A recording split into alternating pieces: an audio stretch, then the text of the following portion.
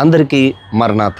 దేవుడు మరియు ఆయన మహోన్నతమైన గుణ లక్షణాలు, ఆయన చేతి పని అయిన ఈ సృష్టిలోని మహా గంభీరత్వము, ఆయన తన ప్రజల పట్ల చూపిన ప్రేమ, జాలి, దయ వంటి లక్షణాలను గూర్చిన గొప్ప సంగతులను రాగాలతో సమకూర్చి పాడుకుని తన్మయత్వంతో దేవుణ్ణి స్తుతించేదే క్రైస్తవ సంగీతం.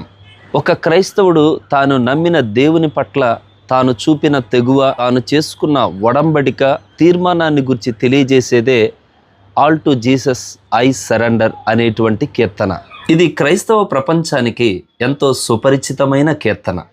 All to Jesus I surrender, all to him I freely give.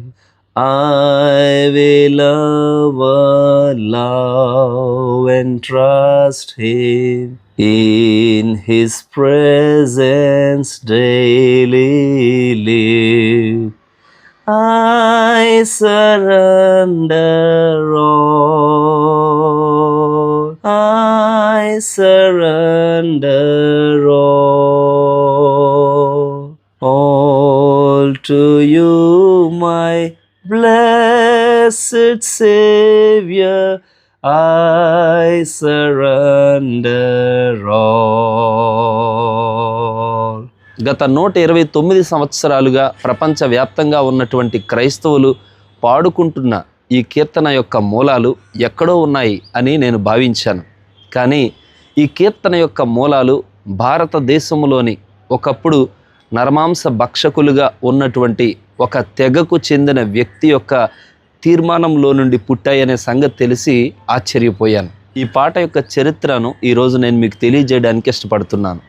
ఎఫెసీ పత్రిక 5వ అధ్యాయం 19వ వచనములో అపోస్తలుడైన పౌలు గారు ఒకరినొకడు కీర్తనలతోనూ సంగీతములతోనూ ఆత్మ సంబంధమైన పాటలతోనూ హెచ్చరించుచు మీ హృదయములలో ప్రభువును గూర్చి పాడుచు కీర్తించుచు మన ప్రభు అయిన యేసుక్రీస్తు పేరట సమస్తమును గూర్చి తండ్రి అయిన దేవునికి ఎల్లప్పుడూ కృతజ్ఞతాస్తుతులు చెల్లించుచు క్రీస్తు నందలి భయముతో ఒకనికొకడు లోబడియుండుడి అని వ్రాశారు. వాల్టర్ లాండర్ అనేటువంటి ఒక భక్తుడు సంగీతం అనేది దేవుడు మనకిచ్చిన అమూల్యమైన వరం. ఈ వరం పరలోకం నుండి భూలోకానికి కానుకగా పంపబడింది. ఈ ఒక్క వరాన్ని మాత్రమే ఇహలోకం నుండి మనం పరలోకానికి దేవునికి కానుకగా తీసుకొని వెళ్ళగలము అని పలికారు. దేవుని సన్నిధిలో అందరితో కలిసి, ఒక్కోసారి ఒంటరిగా కూడా పాటలు పాడుతూ మన పట్ల దేవుడు చూపిన కృపను, ఆయన మన పట్ల చూపిన క్షమా గుణాన్ని గూర్చి, ఆయన మన పట్ల చేసిన మేలులను గూర్చి పాడుకోవడం గొప్ప ఆధ్యాత్మిక అనుభవాన్ని ఇస్తుంది. అయితే ఆ పాటలు వ్రాసిన రచయితలకు స్ఫూర్తినిచ్చిన నేపథ్యాలను, వాస్తవాలను ఆస్వాదించుచు మనం పాడినట్లయితే ఆ పాటలు మరింత అర్థవంతంగాను ఆధ్యాత్మికంగానూ ఉంటాయి. ఈ పాటలను వ్రాయడంలో ఆ కీర్తనాకారులు పొందిన శ్రమానుభవాలు, ఆ శ్రమానుభవాలలో దేవుడు వారిని నడిపించినటువంటి విధానం ఏదైతే ఉందో అది మనం తెలుసుకుంటే మన హృదయాలను అవి ఎంతగానో బలపరుస్తాయనడంలో సందేహమే లేదు. ప్రభు అయిన యేసుక్రీస్తు నందలి విశ్వాసమును బట్టి యేసుక్రీస్తు కోసమే తమ ప్రాణాలను, తమ కుటుంబాలను సైతం పణంగా పెట్టినటువంటి వారిని హతసాక్షులు అని సంబోధిస్తాం. చరిత్రలో అటువంటి వారు ఎంతోమంది ఉన్నారు. భారతదేశ ఈశాన్య ప్రాంతమైన మేఘాలయ అనే ప్రాంతంలో గారో అనబడే ఓ తెగకు చెందిన నాక్సెంగ్ అనే వ్యక్తి క్రీస్తు ప్రభువు కోసం తన కుటుంబాన్ని మరియు తన ప్రాణాలను కూడా పణంగా పెట్టిన వ్యక్తి. ఆ వ్యక్తి క్రీస్తు కోసం మరణించిన చివరి గడియల్లో తన నోట నుంచి వచ్చిన మాటలే ఈ all to Jesus I surrender అనే పాట యొక్క మూలం. యునైటెడ్ కింగ్డమ్కి చెందిన వేల్స్ అనేటువంటి ఒక ప్రాంతంలో 18వ శతాబ్దంలో ఒక గొప్ప ఆధ్యాత్మిక ఉజ్జీవము, చైతన్యము కలిగాయి. ఆ ఆధ్యాత్మిక ఉజ్జీవాన్ని బట్టి అక్కడనున్నటువంటి అనేక మంది యువకులు మిషనరీలుగా అనేక ప్రాంతాలకు, అనేక దేశాలకు వెళ్ళి సువార్త చెప్పడం ప్రారంభించారు.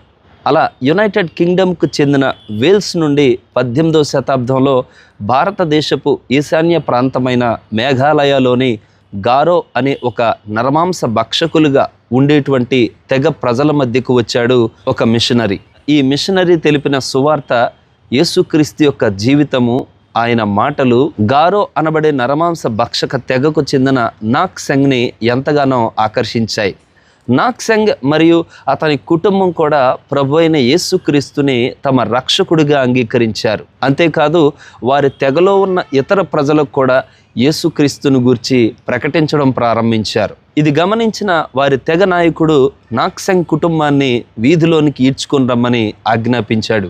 యేసును వెంబడించడం మానేయ్ అని గద్దించాడు తెగ నాయకుడు. కుదరదు, నేను యేసుక్రీస్తుని వెంబడించడానికి ఒక గొప్ప తీర్మానం చేసుకున్నాను, నేను ఆయననే వెంబడిస్తాను అని చెప్పాడు నాక్సెంగ్.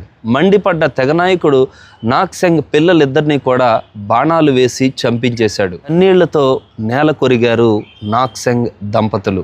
ఇప్పటికైనా యేసును విడిచిపెడతారా లేదా అని గద్దించాడు తెగనాయకుడు. నాతో ఎవ్వరూ రాకపోయినా నేను యేసును వెంబడిస్తాను అని చెప్పాడు నాక్సెంగ్. ఏమాత్రము కనికరము లేని ఆ తెగనాయకుడు ఈసారి నాక్సెంగ్ యొక్క భార్యను కూడా బాణాలతో చంపించాడు. ఇప్పుడు నువ్వు యేసును తప్పక విడిచిపెడతావు అన్నాడు తెగనాయకుడు. నిర్జీవంగా పడి ఉన్న తన భార్యను చూసి, తన పిల్లలను చూసి రోదిస్తూ ఉన్న నాక్సెంగ్ చెప్పిన మాటలు తెగనాయకుడిని ఆశ్చర్యపరిచాయి. నా ముందు సిలువ ఉన్నది, నా వెనుక లోకం ఉన్నది, నేను తప్పక యేసుక్రీస్తుని వెంబడిస్తాను, ఆయన్ని విడువను అని చెప్పాడు. అతని మాటలకు కోపోద్రిక్తుడైన తెగనాయకుడు చివరకు నాక్సెంగ్ను కూడా చంపించేశాడు. ఒక వ్యక్తి తన కుటుంబాన్ని మరియు తన ప్రాణాలను సైతం లెక్క చేయకుండా ఉండేలా ఏముంది ఈ విశ్వాసంలో, ఈ దేవునిలో అని ఆలోచించసాగాడు తెగనాయకుడు. కొన్ని రోజులకు ఆ తెగనాయకుడు కూడా యేసుక్రీస్తును నమ్మడం ప్రారంభించాడు. ఆ తెగవారంతా కూడా ప్రభు అయిన యేసుక్రీస్తును తమ దేవునిగా అంగీకరించి వెంబడించసాగారు. సాధు సుందర్ సింగ్ గారు నాక్సెంగ్ యొక్క ఈ చివరి మాటల్ని ఒక పాటగా సమకూర్చారు అని చెప్పి కొందరు చెబుతూ ఉంటారు. అస్సాంకు చెందిన జోర్హాట్ వాడైన సిమియోన్ మారక్ అనే వ్యక్తి, ఒక సేవకుడు, ఈ మాటలను ఒక పాటగా సమకూర్చి ఉంటాడు అని మరికొందరు అభిప్రాయపడుతూ ఉంటారు. ఈ పాట యొక్క రాగం భారతదేశ ప్రాచీన హిందుస్థానీ రాగమైన బిలావల్ అనే ఒక రాగాన్ని పోలి ఉంటుంది. భారతదేశ జాతీయ గీతమైన జనగణమణ అనేటువంటి పాట కూడా ఈ బిలావల్ రాగంలోనే రాయబడింది. చూసారా, ఒక వ్యక్తి తన నమ్మిన దేవుని కోసం, తాను యేసుక్రీస్తునందు ఉంచినటువంటి విశ్వాసం కోసం ప్రాణాలు తీయలేదు, కానీ తన ప్రాణాలు పోగొట్టుకోవడానికి కూడా వెనుకాడలేదు. యేసుక్రీస్తు పట్ల ఒక విశ్వాసి చేసుకున్నటువంటి తీర్మానం ఎంత గొప్పగా ఉంటుందో ఈ చరిత్రను చూస్తే మనకు అర్థమవుతుంది. అయితే అతడు చేసినటువంటి త్యాగం వ్యర్థం కాలేదు. ఆ రోజు అతడు క్రీస్తు కోసం ప్రాణాలు విడిచాడు కనుక ఆ తెగ నాయకుడు, ఆ గ్రామ ప్రజలు, ఆ రాష్ట్రంలో ఉన్నటువంటి అనేక మంది ప్రజలు యేసుక్రీస్తును వెంబడించడానికి వెనుకాడలేదు. యోహాను సువార్త 12వ అధ్యాయం 24 నుండి ఈ విధంగా వ్రాయబడింది. గోధుమ గింజ భూమిలో పడి చావకుండిన ఎడల అది ఒంటిగానే యుండును, అది చచ్చిన ఎడల విస్తారముగా ఫలించును. తన ప్రాణమును ప్రేమించువాడు దానిని పోగొట్టుకొనును. ఈ లోకములో తన ప్రాణమును ద్వేషించువాడు నిత్య జీవము కొరకు దానిని కాపాడుకొనునని మీతో నిశ్చయముగా చెప్పుచున్నాను. ఒకడు నన్ను సేవించిన ఎడల నన్ను వెంబడింపవలెను, అప్పుడు నేను ఎక్కడ ఉందునో అక్కడ నా సేవకుడును ఉండును. ఒకడు నన్ను సేవించిన ఎడల నా తండ్రి అతన్ని ఘనపరచును. ప్రభు అయిన యేసుక్రీస్తు వారు కూడా సిలువలో మన కొరకు, ఆయన సిలువలో చేసిన ప్రాణ త్యాగం ద్వారా మనుష్యులందరి పాపాలు పరిహరించబడ్డాయి. ఈ రోజున ఆయన సిలువలో మరణించి పునరుద్ధానుడై తిరిగి లేచుట ద్వారా ప్రపంచమంతటా యేసుక్రీస్తు యొక్క సువార్త విస్తృతంగా వ్యాపించింది. ఆయన మాటలు అనేక మంది హృదయాలలో ఫలించాయి.